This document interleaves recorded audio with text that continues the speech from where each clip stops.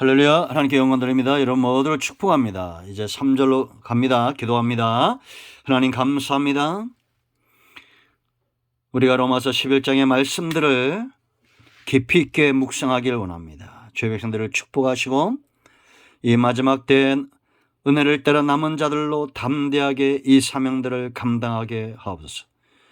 종을 낮추시고 겸손하게 하시고 오직 믿음 가운데 견고하게 서서 인간의 생각이 아닌 하나님의 말씀을 그대로 담대하게 선포할 수 있는 도구가 되길 원하며 이 말씀을 듣는 모든 주의 백성들이 그와 같이 쓰임받기를 원합니다.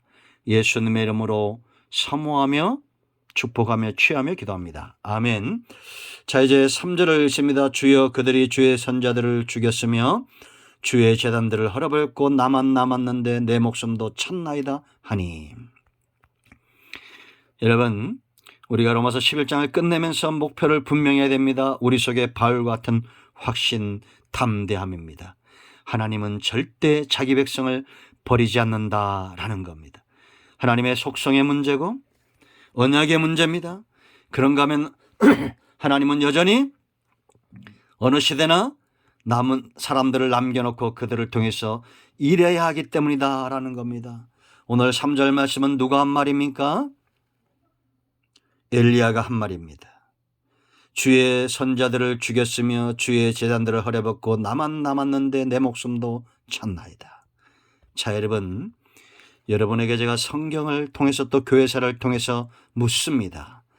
지금까지 성도들 가운데 위기, 어려움 이런 것들이 있었나요? 있었죠. 전쟁의 위협, 전염병의 위협, 정치권의 위협, 수많은 위협들이 있었습니다. 핵심적인 질문을 드립니다.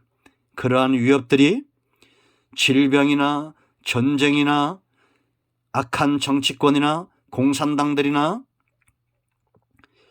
좌파 정권이나 하나님을 몰랐던 그런 악한 왕들, 그들에 의해서 선지자들이 말살당하거나 주의 제단이 온전히 망가진 적이 있습니까? 있다고 하면 성경을 모르는 겁니다. 아니요, 없습니다. 선자들이 지금까지 많이 순교를 당하고 교회가 지금 중국에서도 교회들이 박해를 당하고 과거 소련에서도 교회가 건물들이 파괴되고 그래도 제단은 한 번도 무너진 적이 없습니다. 엘리야가 하나님 앞에서 무너진 제단을 수축하죠.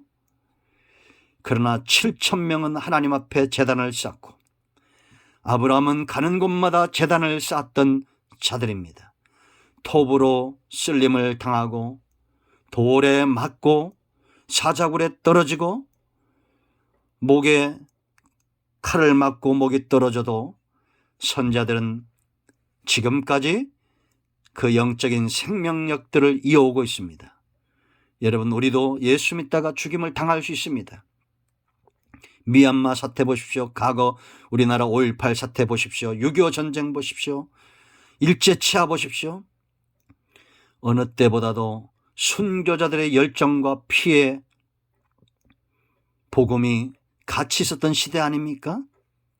오히려 재난을 당할 때 교회는 더 뜨거웠고 신앙은 더 깊어졌으며 믿음은 더 담대했습니다.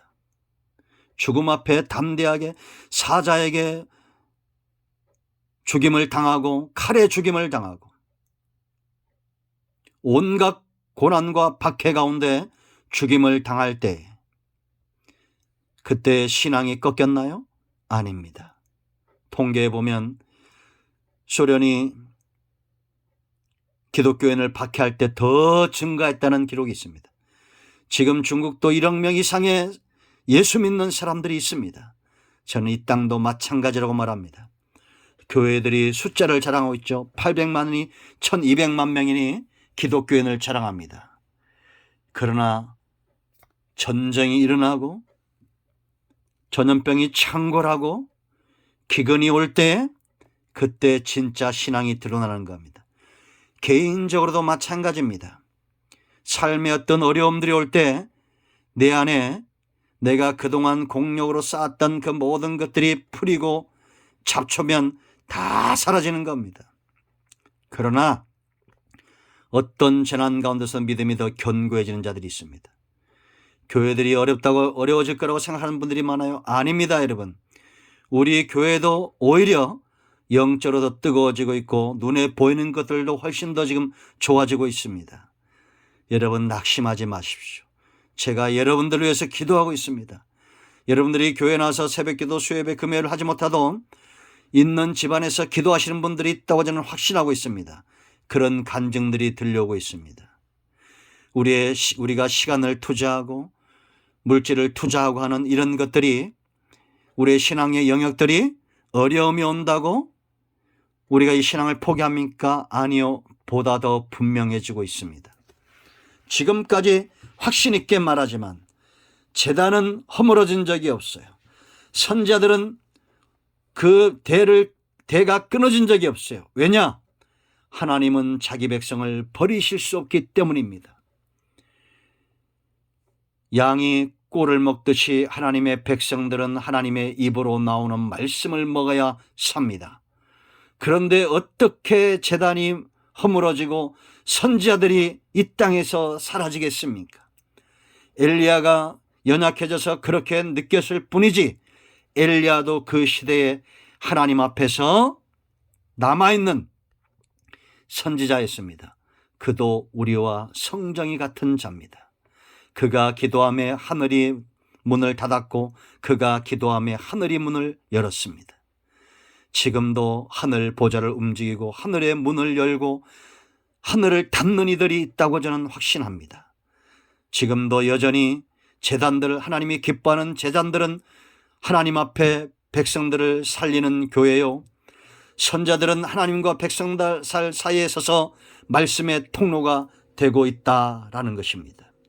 하나님이 그에게 대답합니다. 4절 말씀 보세요. 그에게 하신 대답이 무엇이냐? 내가 나를 위하여 바알에 무릎 꿇지 아니한 사람 7,000명을 남겨두었다 하였으니 라고 말합니다. 여러분, 세상에서 가장 어리석은 자는 기도하다가 세상에 무릎을 꿇는 자입니다. 세상에서 가장 어리석은 자는 하나님의 은혜를 쫓아 살다가 무릎을 꿇고 세상 원리로 살아가는 자들입니다. 여러분, 주의를 귀하게 여기십시오. 하나님 중심, 말씀 중심, 기도 중심의 삶에서 멀어지시면 안 됩니다. 내 편리대로 하나님을 믿으면 안 돼요. 하나님을 가까이 하셔야 됩니다. 하나님 중심의 삶을 살아내셔야 됩니다.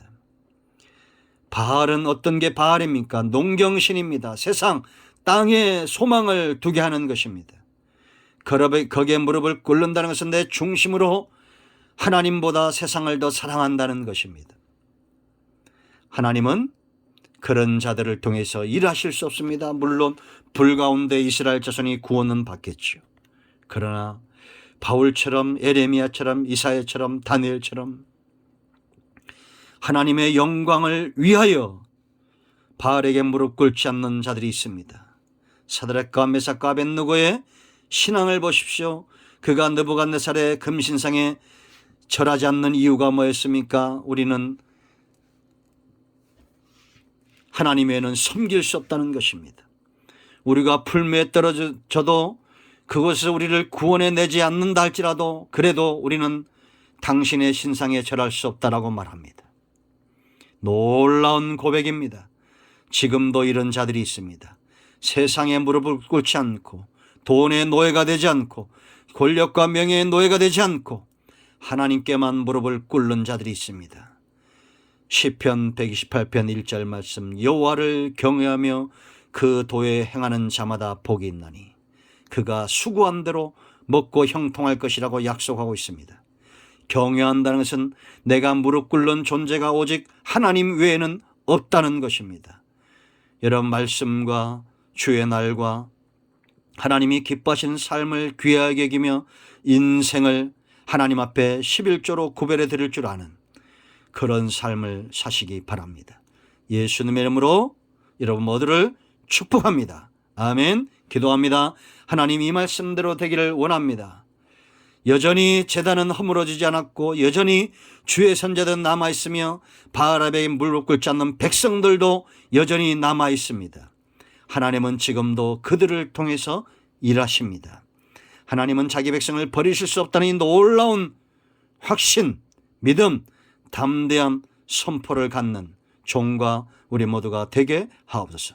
예수님의 이름으로 사모하며 축복하며 취하며 기도합니다. 아멘. 할렐루야.